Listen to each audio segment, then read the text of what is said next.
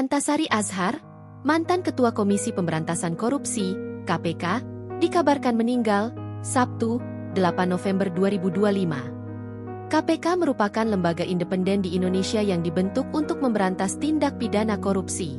Boyamin Saiman, orang yang pernah menjadi kuasa hukum Antasari Azhar, mengkonfirmasi meninggalnya Antasari Azhar di usia 72 tahun. Betul, barusan konfirmasi ke teman-teman dan pengurus Antasari Masjid Asy Syarif memang akan diselenggarakan salat jenazah Pak Antasari Bada Asyar, kata Boyamin Saiman. Saya juga jamaah di masjid itu. Mohon doanya dan dimaafkan segala salahnya, ujarnya. Hingga berita ini tayang, belum diketahui pasti penyebab Antasari Azhar meninggal.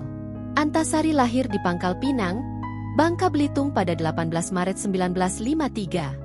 Antasari Azhar merupakan ex-ketua KPK di era Presiden Susilo Bambang Yudhoyono, SB, tahun 2007. Antasari Azhar pernah menjadi polemik saat itu. Dia didakwa dalam kasus pembunuhan bos PT Putra Raja Wali Bantaran, Nasruddin Zulkarnain.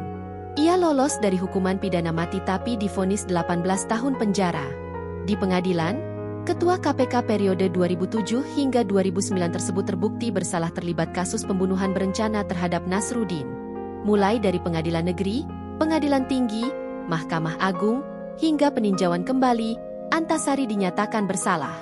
Pada Selasa, 28 April 2015, tim kuasa hukum Antasari mengajukan permohonan grasi ke Presiden Joko Widodo. Antasari akhirnya bebas pada 2016. Tepatnya pada 10 November 2016, Antasari bebas bersyarat setelah melewati 2/3 masa pidana. Dia bebas murni pada 2017 setelah Presiden Joko Widodo mengabulkan permohonan grasinya. Download Tribun X sekarang, menghadirkan lokal menjadi Indonesia.